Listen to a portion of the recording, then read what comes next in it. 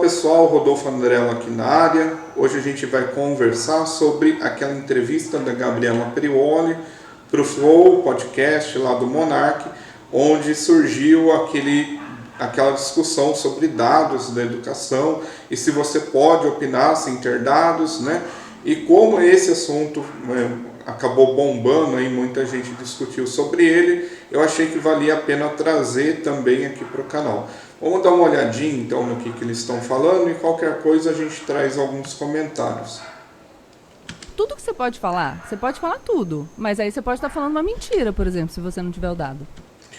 Então, já nesse ponto é interessante mencionar que nem tudo que você não tem estatística você está tratando, você está oferecendo um conhecimento mentiroso, né? Por exemplo, muita gente usava cataflã quando eu era pequeno, sem receita médica, porque era o que a gente chama de conhecimento de senso comum, né? E você tinha dor de garganta, tomava cataflã, você tinha dor de cabeça, tomava um analgésico qualquer. Você não precisa, né, de um periódico científico aí, de uma análise de dados muito profunda para você vaticinar conhecimentos que já fazem parte do seu dia a dia, né? Senão o que a gente vai fazer é se tornar impressoras de estatísticas como o Ciro Gomes, né? E de estatística não confiáveis, na verdade. Não, mas por exemplo, se eu tenho a percepção que a educação do Brasil é uma merda, Tá, comparado ao mundo, tá bom. eu posso ter a percepção que a gente poderia ter evoluído mais. Não posso?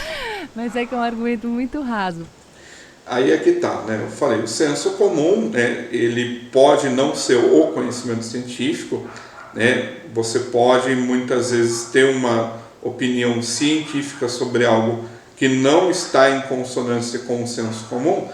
Por exemplo, a chamada manga com leite, né? Muita gente popularmente acreditava que fazia mal e a gente sabe hoje que não faz, né? Mas, por outro lado, o senso comum ele é um conhecimento que ele é passado de geração em geração e que valida muita coisa da nossa experiência, né? Agora, mas como assim, né? Você vai usar um senso comum para falar da educação brasileira? A pergunta que eu me faço é, será que você precisa mais do que o senso comum para você atestar que a educação brasileira é ruim? Tipo, a gente está nesse nível realmente? Olha, eu tenho uma dúvida sobre isso, eu não sei se a educação é ruim, se você não me trouxer dados eu não tenho como opinar. Bom, se a pessoa passou 20, 30 anos no Brasil, 11, 12 deles estudando no meio educacional brasileiro e ela não tem a percepção de que esse meio é ruim, o problema está com ela, o problema não está com a estatística, né? Mas vamos conferir mais uma parte. Porque assim, se eu tenho a percepção Se todo mundo evoluiu numa progressão. Qual é a progressão que todo mundo evoluiu? Vai ver Singapura, por exemplo. Qual é a progressão? A gente sabe que países como Singapura... Qual é a progressão? Mas isso é muito chato, eu não poder conversar, falar sobre o que eu penso, porque Mas eu tenho que ter pode, os números e mas eu não estatísticas, posso, senão eu não posso falar o que eu mas eu penso. não posso falar, eu posso perguntar qual é a progressão? Eu vou falar que eu não sei. Então pronto, aí acho que acabou. Mas eu não vou continuar. Aí eu não posso falar o que eu penso. Não pode. Se eu não sei estatística. Não, tá bom, pode. Não, eu tô não deixando você falar? Não, eu sei. É que quando eu falo o que eu penso, é qual é os dados específicos. Mas é que então, é assim. pronto, o que você pensa está inválido. Eu não vou nem contemplar a sua opinião. Vamos tentar, vamos ver se eu consigo um outro exemplo. Eu acho que por enquanto tá bom, né? Não sei se eu volto a deixar esse vídeo rolando mais um pouco, mas eu creio que boa parte de vocês assistiu, né? Tem isso também no YouTube para quem quiser ver. Eu só peguei um trecho para a gente poder ilustrar. Mas o fato é que ele mencionou Singapura. Sim, Singapura é um dos países que está melhor colocados em todos os índices de educação. E o problema é, a Prioli está querendo trabalhar com índices. Isso está errado? Não está errado, né? A gente tem que admitir que, havendo índices, havendo estatísticas, a gente pode jogar com eles. A estatística não é exatamente um meio confiável de você obter conhecimento, porque os números podem ser torturados. Porém, entretanto, todavia, né, Os números que a gente tem, por exemplo, do exame do PISA, eles são números que dá para a gente ter um norte, que dá para a gente ter um start da onde a gente começa a julgar se a educação de um país é boa ou não. E os países asiáticos, particularmente aí, Singapura, Taiwan, Japão, Coreia do Sul, essa galera aí, Macau, eles estão muito bem nos exames do PISA. A OCDE, que é o grupo que o Brasil já está querendo entrar, eles são países que têm um rendimento muito bom também no PISA, mas estão aí um pouco abaixo dos países asiáticos. E depois vem a galera da lanterna, dentre os quais o Brasil. E é por isso que eu falo que não tem problema a gente trabalhar com dados, porque na verdade os dados estão corroborando essa tese que o Monark já falou por via de senso comum, de que a educação brasileira é ruim pra caramba, e a gente tem dados que comprovam isso. Então, você tem dado? Sim, eu tenho dado, e você vai enjoar de ver dado a partir de agora. Então, eu trouxe uma vez já no canal Ancaps uma matéria baseada nessa estatística, que é que o PISA expõe o abismo entre a rede pública e a rede particular no Brasil. Então, por isso que eu estou voltando a essa estatística agora, porque eu já trabalhei com ela, e eu acho que ela oferece alguns pontos interessantes aí, que, como eu disse, vão corroborar com essa percepção de senso comum de que a educação no Brasil é realmente uma porcaria. O que a gente tem aqui? A gente tem uma divisão entre as notas das escolas particulares e as notas das escolas públicas. Se você pega só os números das escolas particulares, você coloca o índice de leitura, por exemplo, que o PISA ele é dividido em 3 subgrupos. A nota de leitura do Brasil, se você só considera as escolas particulares, o Brasil ele se equipara com a 5ª posição de todos os países do PISA. O total de países que participam aí da formação dessa estatística é 79 países, pelo menos no PISA de 2018, e cada PISA tem um número de países, geralmente vão entrando mais países. Agora, interessante que desses 79 países, se a gente mensura só a pontuação das escolas públicas, elas ocupam a posição de número 65, totalmente na lanterna desse ranking. Como eu falei, o PISA ele tem 3 subdivisões: leitura, matemática e ciências. E o fato é que metade dos alunos brasileiros que fazem esse exame, que se submetem a esse exame, eles não conseguem o nível básico em nenhuma das 3 categorias. Aqui um ponto interessante, para a gente falar de como muitas vezes o senso comum corresponde sim à realidade dos fatos. Você pensa em um país como a Suíça e a Bósnia.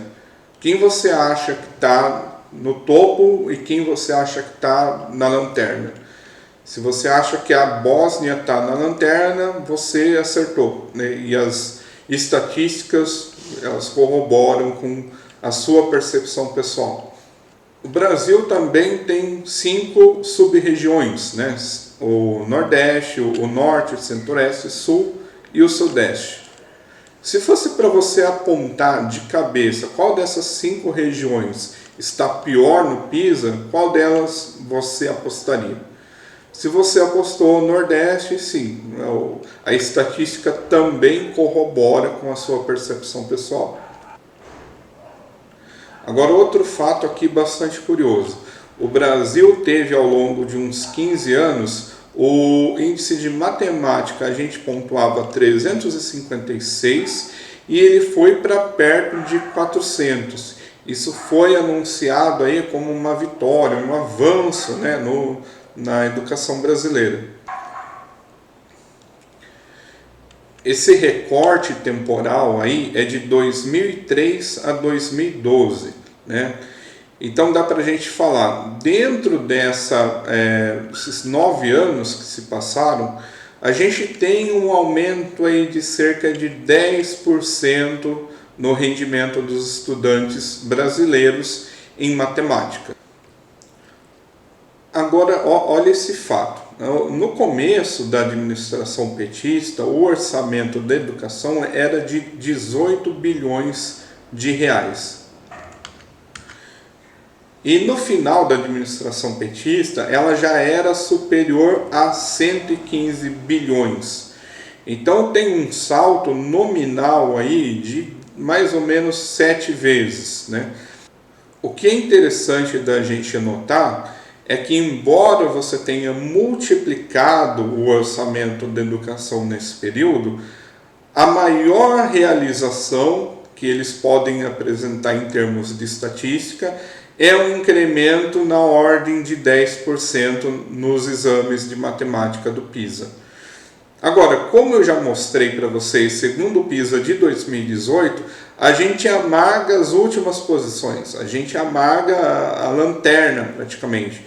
Você tem 79 países, a gente está na posição 65ª.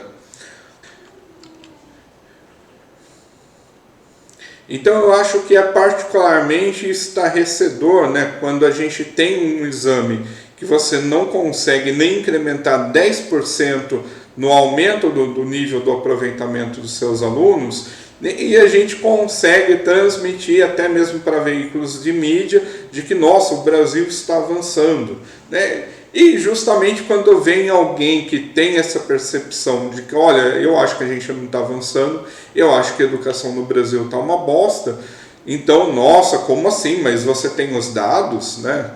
Como assim? Mas se você não tem os dados, a sua opinião pode ser mentirosa, a sua opinião não tem validade. Mas o que a gente vê é justamente o contrário.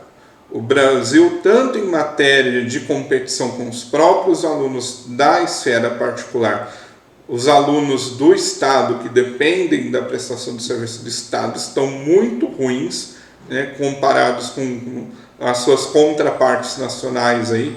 Mas não só isso, comparado com as estatísticas do mundo inteiro, a gente realmente está numa posição sofrível.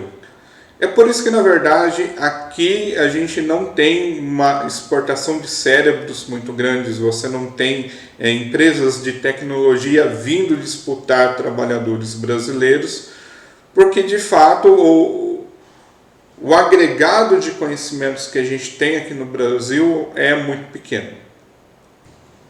Ah, mas como assim? Se não tiver um paper científico publicado na Nature, isso não é verdadeiro? Bom, no meu conceito, a Nature não tem o monopólio da verdade, né? A verdade é o que é, independente do que a Nature vai falar, do que a Science vai falar, né? Da The Lancet, que publicou aquele estudo falso do Ferguson sobre o distanciamento social, né? Então, a gente tem muito o que pensar a respeito da posição dessas publicações científicas em matéria do que é conhecimento válido ou não. Sim, eu acho que estatística ajuda muito a gente ter uma noção mais apurada, ter um senso de realidade melhor, só que muitas vezes, como eu mostrei para vocês, a estatística acaba corroborando aquilo que o senso comum já sabe. Então, né, galera, só para a gente fechar aí o tema de hoje, os números dificilmente eles falam alguma coisa por si próprios. Geralmente eles dependem aí da visão do intérprete, né? O intérprete é que embute algum significado no que as estatísticas estão falando, e por isso que geralmente estatísticas elas podem ser manipuladas. A gente costuma dizer que os números podem ser torturados até que eles confessem aquilo que você quer saber. Então, assim, o fato é interessante a gente trabalhar com números, né? A gente não perde nada por estar a par realmente desses dados, né? Esse pequeno espelho da realidade, que é um espelho não muito realista, mas na verdade é o que a gente tem para trabalhar, né? E quando a gente tem conhecimento de causa, você pode facilmente saber onde encontrar esses números, né? Se o Monark assistisse aí os vídeos do Visão Libertária, do meu canal, ele provavelmente saberia desse tipo de estatística. Ele até poderia ir com o Google, com 10 segundos de Google, ele podia mostrar várias estatísticas para Prioli, que na verdade atestam essa condição deplorável da educação brasileira. Mas ele não fez isso, né? A gente nem esperava que ele fizesse. Não acredito que alguém veja o Monark como, né, um grande detentor de potencial intelectual, mas assim, infelizmente ele se deu mal aí nessa discussão porque ele não soube usar esse tipo de arma, não soube usar estatística, né? Mas dá para a gente aprender a usar também, né? Se vão usar contra a gente, é bom que a gente saiba também como se usa. E na verdade a gente usa mais do que a gente gostaria de admitir.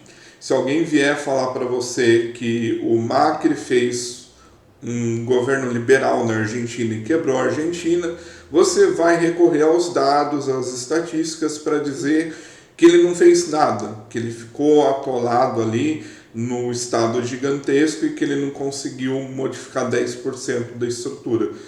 Com isso a gente precisa trabalhar com números, né? Por mais que muitas vezes eles não sejam confiáveis, é o que a gente tem para hoje. Então, tirar disso uma lição, né, para a gente estar cada vez mais preparado para esse tipo de embate. E também é uma coisa que eu sempre deixei claro, mas eu gosto de pontuar aqui, esse tipo de debate não leva a nada, né? Esse debate cara a cara, onde você não pode pesquisar a sua resposta fundamental porque você está falando aquilo, isso daí não leva a nada, não acrescenta conhecimento nenhum para ninguém, porque a nossa memória é falha, né? Se você vai jogar estatísticas da sua cabeça, a chance de você errar é muito grande, né? E você não só tem que falar as estatísticas, você tem que falar as fontes de onde você tirou. Então eu acho particularmente esse tipo de debate uma perda de tempo. Eu acho que é muito mais proveitoso você ter aí 3 dias, uma semana de preparação para você poder montar um vídeo e poder expor sua opinião de forma embasada, ou até o clássico debate escrito. A pessoa publica um artigo, você vai lá 15 dias depois publica outro artigo em resposta, e isso, né, fornece um ambiente intelectual que você pode realmente destrinchar aquele assunto. Agora, quando você está frente a frente para responder apenas de memória, isso realmente empobrece o debate, empobrece as informações que você pode passar. Então, não gosto, prefiro esse outro padrão, faço eventualmente uma vídeo resposta, escrevo alguma coisa, mas eu tenho certeza que quando eu faço, eu estou fornecendo dados que de fato agregam algum conhecimento para as pessoas que são público-alvo do meu conteúdo, né? Então, por enquanto é isso. Eu espero que vocês tenham gostado. Se vocês repararam, é a primeira vez que eu monto esse modelo, né? Que a minha webcam fica fazendo esse facecam aí no cantinho, e eu vou passando os sites que eu estou consultando, que eu estou apresentando os dados. E eu queria saber de vocês se isso foi uma experiência legal, se isso acrescentou, deixou a dinâmica mais interessante, e se a gente deve continuar usando esse modelo.